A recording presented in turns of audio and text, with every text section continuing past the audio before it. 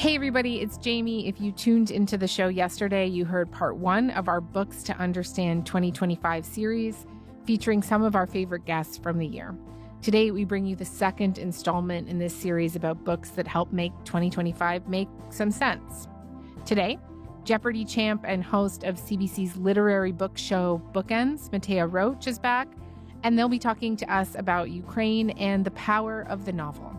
Canadian journalist and author Paul Wells will make the case that tracking the rise of the New York Times is a good map for the broad challenges facing news media everywhere. But we'll be starting with the American lawyer and author Bryan Stevenson, who joined us earlier this year to talk about Donald Trump's campaign on the Smithsonian Museum and Black history more broadly. Bryan, it's good to have you back. Thank you. It's great to be with you. So when we asked you to pick a book that helps explain the year we've just lived through, you chose Mother Emanuel by reporter and author Kevin Sack. The book is a chronicle of one of the oldest Black churches in the United States, some 200 years old. And can you walk me through this book and why have you chosen it, and why does it help explain 2025 to you? Oh, it's a really well-written work of history and an examination of the role of race in America. And it's just got a lot of beautiful insights and details. But the book begins with the tragic killing of 9 Black people at Mother Emanuel Church in Charleston that took place in June of 2015 when a young white man went into that church and shot and killed these 9 people while they were literally praying at a church meeting. He was motivated by racial narratives online, the Confederacy, white supremacy. He wanted to start a race war. And I think it's relevant for this year because it just speaks to the destructive power of narratives that are fueled by fear and anger. And I think the book does a great job of documenting how the history of racial injustice, how the narrative of racial difference that has so undermined societies like the United States and Canada can create distortions and abuse and violence and a future that is mired in bigotry. And I think that's the great challenge that we're facing now. We're in a narrative struggle in this country, I think across the globe, and you have voices that are preaching fear and anger as a way to gain and sustain power. And combating that, I think, requires a deep understanding of the harms of these narratives over a historical period of time. And that's what I think Kevin Sack documents beautifully in this book, Mother Emanuel. Mm. One of the remarkable things about this book is that it tells the story of a version of American history through this single institution. Mother Emanuel is not just a place of worship. It's been a site of revolts and radicalism, of state surveillance, of political violence, of civil rights organizing, and as you've said, most recently, an incident of mass killing. And just what does it mean to tell the story of American history through like a single place or an institution, you think? I think it concretizes and dramatizes one of the important lessons of history that I think in America we still haven't fully embraced. I mean, I continue to believe that in our country, we are burdened by this history of racial injustice, and that this history has been sustained by a narrative of racial difference that we have embraced. I don't think, what undermined the evolution of democracy and liberty and justice in America was just political developments. I think there were narratives in this country. We never acknowledged the role of indigenous peoples before Europeans. And we created our Constitution to guarantee equality and liberty and justice. But we said, oh, no, those native people are savages. And we created this narrative of racial difference to justify their displacement and their abuse. We did the same thing to sustain and justify 246 years of slavery. And what I think Mother Emanuel allows is for us to examine what it means to be governed by this narrative of racial difference. And I think the history of the church, in some ways, is the history of America, because in many ways, the great evil of slavery in America And the book begins with this effort by enslaved people to find a place of freedom to worship, to develop, to be seen as fully human. I think the defining aspect of slavery in America was the narrative we created to justify enslavement. And Sack, I think, dramatizes this because what he reveals is that even people in the church who were espousing Christianity, who were preaching redemption and grace and mercy and all of these things, were constrained by these narratives of racial difference that constrained and limited their ability to see Black people as fully human.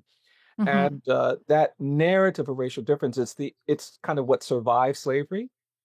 I often argue that the North won the Civil War, but the South won the narrative war. And so it continues into the 20th century. And that's watching the evolution of Mother Emanuel over, 2 centuries, I think gives us a way of documenting what happens when you keep pushing this narrative of racial difference, this idea that Black people aren't as good as white people, or less human, less capable, less evolved, less deserving of equality and justice. And to see it play out over 2 centuries is to see the challenge we still face in America to overcome this history, which is so rooted in bigotry and violence.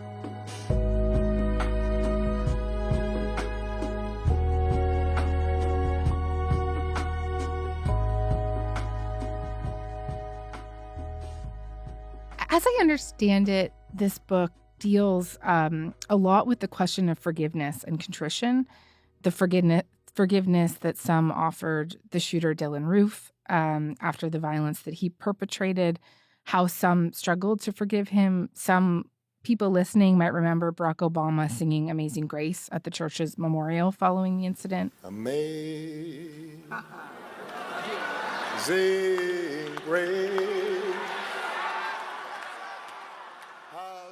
But it's also true, right, that forgiveness can become weaponized, and so can things like hope. And I wonder how you think this book navigates complicated concepts like forgiveness and hope. Yeah, well, I think he's very honest about detailing the ways in which it's challenging to respond to heartache and abuse and oppression with a mindset that is first and foremost forgiving. And I think what I take from the book is that the complexity of overcoming oppression is rooted in the idea that while forgiveness is part of it, it's not the only part of it. And I think that's what I believe the book helps people understand. After the Civil War, the 4 million Black people were emancipated in the United States. They could have easily said, we want revenge and retribution against the people who enslaved us. Hmm. We want the people who sold our children. We want the people who took our spouses and our parents and our siblings. We want them to suffer. And they made a difficult choice to choose citizenship, to say, no, we're not going to do that. We're going to build churches. We're going to build schools. Mother Emanuel was built and developed on that idea, even while it was being attacked by those who did not want Black people to have that kind of autonomy, that kind of power. But it was rooted in that hope that hatred isn't just something you can deploy to hurt someone else, but that it will also hurt you. And Hmm. this idea that true liberation, true freedom, true justice has to be disconnected from revenge and retribution and hating people back is, I think, a constant theme in the struggle at Mother Emanuel, but also more broadly the struggle for justice in this country. And the reason why I think it's important and the story of Mother Emanuel is powerful in that way, our country in the America and certainly the Black experience in this, it's not like other histories of where transitional justice took place. In South Africa, a Black majority took over after apartheid. There was a change in power. In Germany, the Nazis lost the war, a change in power. And so we've seen efforts at memory and confronting the history of the Holocaust. In Rwanda, military intervention changed power. And so you see memorialization and a reckoning with that harm. We've never had a change of power in the United States. Many of the people who benefited from enslavement continued to prosper in the 20th century. The perpetrators of lynching violence were never held accountable. They remained in power. Even during the civil rights movement, The people who segregated and excluded and humiliated Black people for decades never lost power. It was a political shift when Black people could fully participate, but even that is now under attack.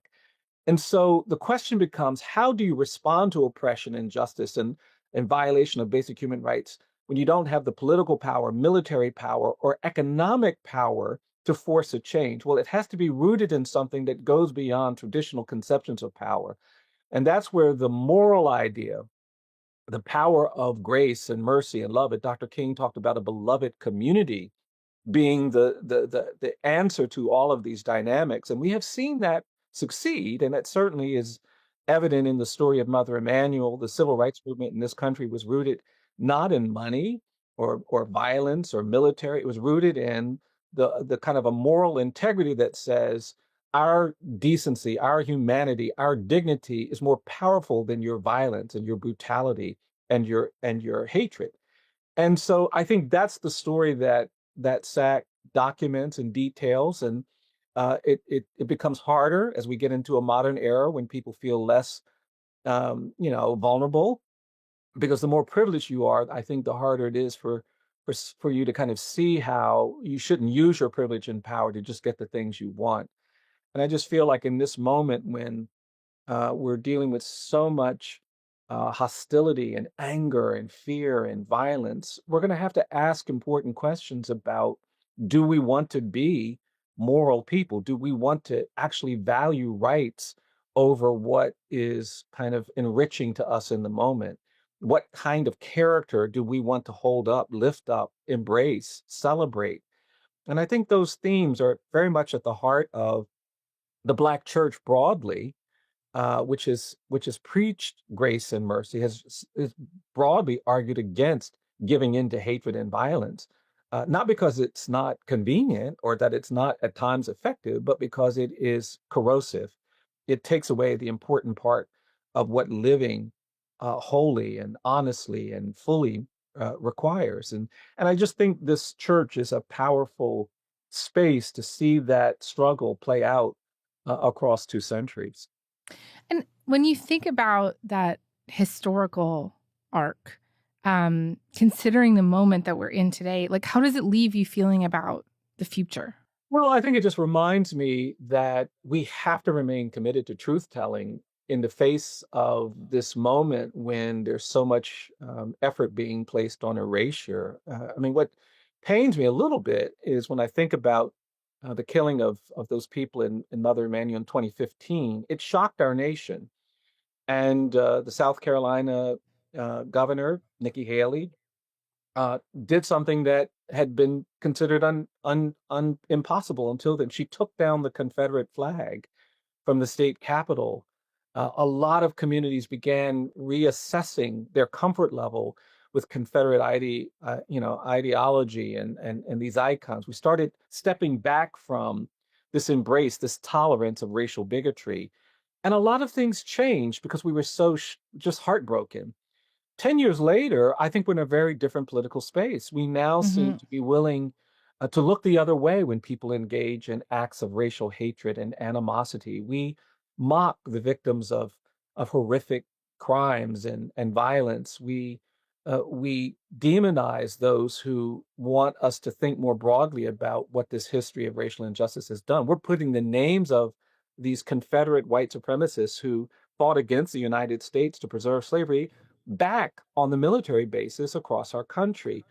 And I just think what it reveals is that if we're not honest about history, if we're not focused on the harm of history, we will replicate the same problems that are detailed in Mother Emanuel. We will become indifferent to the plight of people who are trafficked and enslaved. We will become indifferent to the victimization of people who are lynched and targeted with mob violence. We won't care about the humiliation and degradation of people who are being excluded just because of their color or their religion or their ethnicity. We'll tolerate things we wouldn't otherwise tolerate. We'll accept things we wouldn't otherwise accept.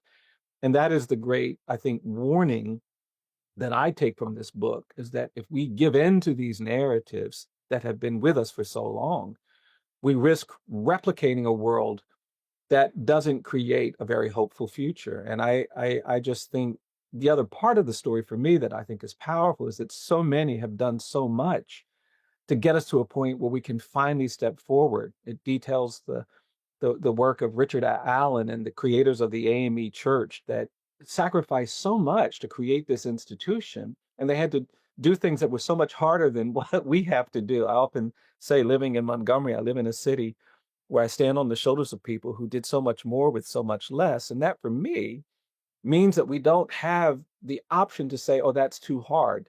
Hmm. And I think that's the power of history, to kind of root us into something that gets us beyond just trying to see how many clicks we can get on social media by saying something hateful or angry or violent, tolerating things that we know are unacceptable, just looking the other way when horrific things are happening to people, where they're being, pulled off the street just because of their ethnicity or their race, or we're mocking horrific crimes because we don't like the politics of the person who's the victim of that crime. I think that's the kind of the takeaway I have from this book and this history, is that I often say this: you can't claim to have been on the right side of slavery. Everybody wants to say they would have been an abolitionist during the time of slavery. Everybody says they would have been against mob violence and lynching during the era of the first half of the 20th century. They would have been with Ida B. Wells when she was trying to end that horrific practice. Everybody wants to claim that they would be with Dr. King marching across the Edmund Pettus Bridge in Selma in 1965, but you can't claim to be on the right side of history during the time of slavery or lynching or civil rights activism if you are silent today, if you are not responding to horrific acts of violence and bigotry today. And the murder of those 9 people at Mother Emanuel was a moment for this country to reflect on which side of history are we going to align ourselves with as we move forward. And it's both heartbreaking to me that we're in a less positive, less favorable place in responding to that question 10 years later. And also a kind of reminder to me that we have to kind of be rooted in understanding this history if we're going to create the kind of world that most of us want to live in. Okay. Brian, thank you so much for this. This was really excellent. Thank you. You're very welcome. Happy to do it.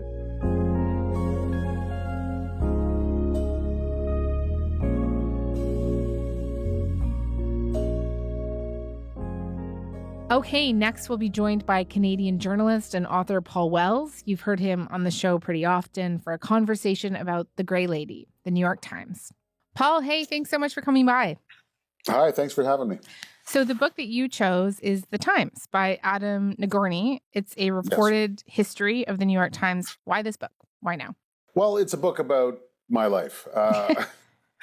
All of our lives who work in media, because it's about the transformation the news industry has gone through basically since the rise of the internet. At the beginning of the book, the Times is essentially omnipotent. Not a perfectly happy place, because the Times is plural, and there's internal fights about how to be the New York Times, but there's a sense of what that means to be the New York Times. And then it goes through the titanic crisis that the arrival of the internet, the collapse of traditional advertising, caused for the whole industry. And it comes out the other side, and then the book ends. So it's a frustrating book, because it ends with a family event at the Times about the time that Donald Trump was inaugurated as president in the beginning of 2016. Yeah. And Nagorny doesn't treat the last decade of the paper, because he is a New York Times employee, and he essentially, I say this with all the love of my heart, he chickens out of telling the story of his contemporaries.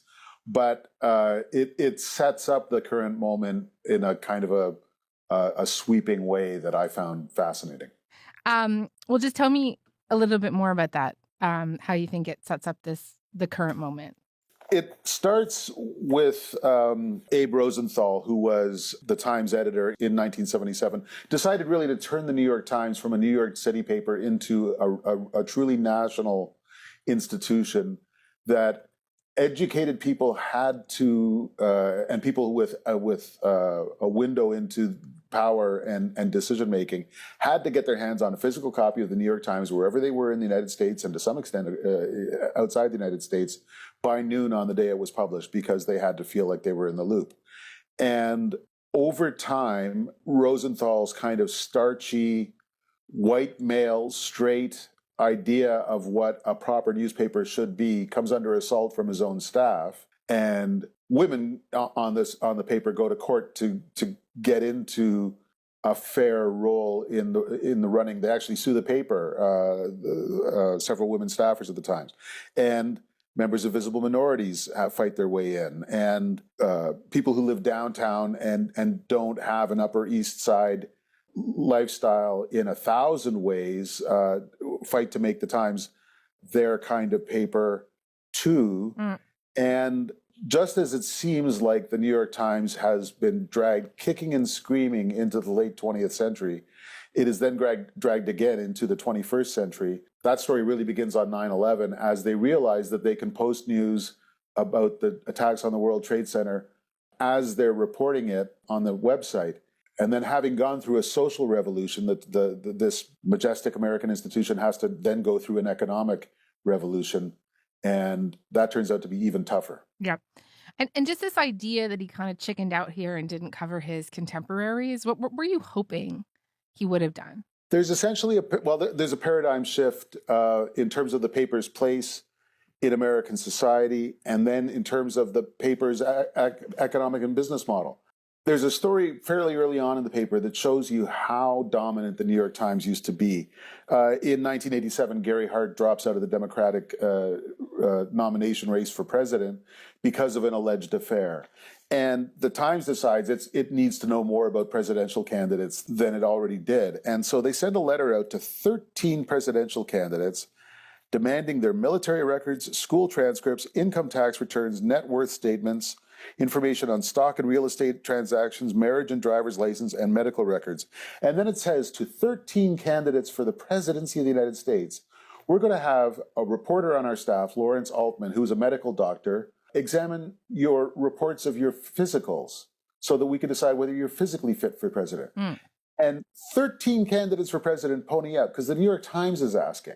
20 years later, that's gone. 20 years later, there's no media institution that has that kind of clout. And the number of people who would berate the organization for having the gall to ask has multiplied. At the same time, there's a change in business model. Newspapers used to be paid for essentially by advertising. I was taught as a cub reporter at the Montreal Gazette that 80% of our revenue came from advertising and 20% came from circulation revenue, the cost of subscriptions. The subscription essentially covered the cost of getting the newspaper to your doorstep, but that everything else came from advertising. And a newspaper can keep advertisers at arm's length. It can let advertisers know about a kind of a basic deal, which is we're going to cover what we want, how we want, and you don't get to tell us how to cover things. And in return, we will show our readers your ads. But then at the end of the story, that's gone. Advertising revenue has collapsed, including for the New York Times. I mean, there still are ads, but it not nearly enough to cover the cost of the product. And the reader is paying much more of the freight through their subscription paywall. Readers don't believe that they should be kept at arm's length. They believe that their subscription money gives them a vote in how the newspaper should cover the world. And, during the upheavals of 2020, which is Black Lives Matter and COVID and the later stages of Me Too, and during the presidency of Donald Trump, readers, especially affluent, educated readers of the New York Times, believed that they absolutely had a vote in how the New York Times was supposed to cover stuff. And they absolutely had the right to cancel or threaten to cancel their subscriptions if they didn't like what they read. And so suddenly the paper is in a direct tug of war with the people it needs to survive. And I think the New York Times has a bit of a mixed record in how it dealt with those pressures. And the premise of this conversation, I'm supposed to talk about, why I found the book interesting. The book is interesting because it doesn't touch any of that. Right. The book, so it's like a choose your own adventure in a way. I'm like, okay, and then what? And then what? And we'll have to wait for a sequel, which I assume Adam Nagourney will not be the one to write. It's funny, you're like the only person who's come on to talk about a book that, I'm not saying you didn't like it, but that, raised more questions for you than gave you answers and trying to understand this moment. I mean, some of what you're talking about there, like, how did you see some of the consequences of that play out this year? Business model consequences, right? That kind of stuff. Absolutely. It's huge in the context of presidential politics in many organizations, including in my little Substack, but played out at operatic scale at the New York Times, because it was the Times that didn't get along well with Joe Biden as president. Joe Kahn, the, to me, somewhat mysterious current executive editor of the Times, man, someone should write a book about him, complained that Biden hadn't given the Times an interview. And then they started to do very intensive reporting on the question of Biden's fitness for office, beginning before that amazing debate in the summer of 24. And Times readers were furious at their paper for daring to question their champion against Donald Trump. And it continued through the question of whether Kamala Harris should face a primary round. And it continued through the brat summer when it seemed like Kamala Harris could do no wrong. And then turned out she wasn't winning, you know? And it continues today.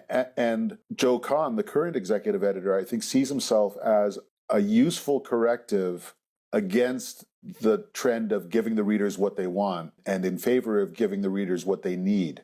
But the thing is, the readers will never agree that they should get what they need instead of what they want. And the readers are paying Joe Kahn's salary. So that's a fascinating dynamic. I'd be interested to hear your thoughts on the role you think the New York Times played in 2025 in shaping opinion, specifically with some of their opinion columnists. Like I'm thinking about someone like Ezra Klein. Well, I think the main thing, the reason I snuck in that anecdote about 1987 when they said, your appointment with Dr. Altman is next Tuesday, is that level of authority. The New York Times matters less than it ever has. And it also has had to struggle in the rise of online journalism with the fact that some of its journalists have a bigger brand in some communities than the Times itself does. You know, 15 years ago, there were people on staff who thought that was kind of cool and wanted to elevate. People like Mark Bittman, their food writer, was bigger in food circles than the damn New York Times was. And in recent years, they've tried to sort of tamp that down. And so the role of, well, someone like Barry Weiss, who was sort of an ordinary newspaper reporter and turned out to have a personality too big to be contained by newspapers, and now is back running CBS News in an extraordinary turnaround, or guys like Ezra Klein, who, you know, his podcast is normally sort of reported, but with an attitude and a perspective, but he's also turned into a champion of a certain brand of democratic politics. Yep.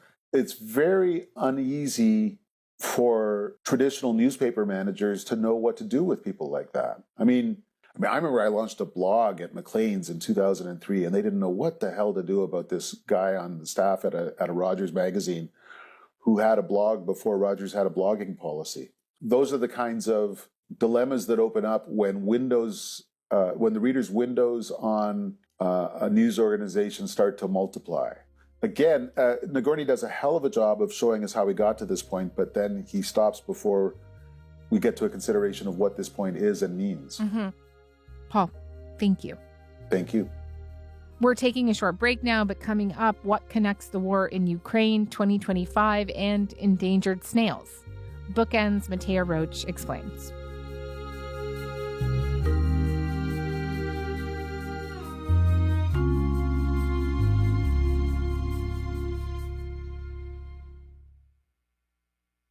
All right. Now, Matea Roach, who was a guest on our election night live stream, a mega winning Jeopardy champ, and also co-hosts CBC Bookends. Matea, hey, thanks so much for doing this. Hey, thanks for having me on. Always good to talk to you. So when people think about books that explain a year in news, they often probably are expecting nonfiction, right? History, politics, journalism. Why Endling, a novel? Why did it feel like a better lens for 2025? So I don't want to say that this is definitive, but I think for me, I was thinking back on what did I personally read? And because of the show that I host, Bookends is a show where I talk to authors about their work. We do get on sometimes memoirists and people that are working in nonfiction, but largely I'm reading a lot of literary fiction. And so that's the lens that I have available to me to kind of understand what's going on in the world. I mean, literary fiction often deals with very real political problems, and Endling specifically is a novel that is set in Ukraine. It starts before the Russian invasion of Ukraine in 2022, but that event really breaks the whole novel open. And Ukraine is that's a story that's been so in the news the entirety of 2025. And so I think just like that alone makes it very topical, but specifically why I think Endling explains 2025 for me is like there's a moment of rupture in the novel where we think we're getting one story, which is a story about romance tour companies, kind of arranged marriages, a story about snail conservation. It's very like interesting. There's a lot of weird stuff going on. And then all of a sudden, this event occurs that completely blows the whole narrative open. There's now a war on the go. The characters in the novel have to figure out how they are going to contend with this shift in their circumstances. But also, like, the reason why that happens in the novel is that Maria Reva, the author, when she was writing this book, she was writing a book about Ukraine, and then all of a sudden there was a war. And she had to contend with what does it mean to be a writer during a time of war? As a Ukrainian Canadian, do I have a responsibility to speak about this? How can I speak about events that are live and ongoing? And That's so I think, interesting. yeah, for me, like, I don't know if you feel this way at all, Jamie. Working in news, I feel sometimes a bit at a loss of how to react to certain events that feel just so kind of extreme and like sometimes goofy, sometimes horrifying. I don't know what to say always. And I think sometimes like, you know, the responsibility to speak, what can I say? How do I even react to say something like, I don't know, the Charlie Kirk assassination? Do I laugh? Do I cry? Do I go on as I was before? Like all of these kinds of questions, I think kind of get addressed through the form of Endling as a novel. And that's why for me, it really sums up 2025. Well, just tell me more about did it teach you something on how to navigate those things, or just let you sit with those thoughts that you're having? I don't know that it's so much taught me anything. Like, I think when I hear the idea of like a novel teaching you something, it sounds very didactic, right? It's almost like self-help book. Like we expect that we maybe read something and we go away, we've learned a lesson, we have takeaways, right? I don't know that I necessarily read to have takeaways. I read to have maybe new frameworks. I think I found it very validating in a way to read a book written by an author who so clearly was like contending with these questions of like, how do I write? How do I think in these very chaotic times? Right? I think for me, like, what it really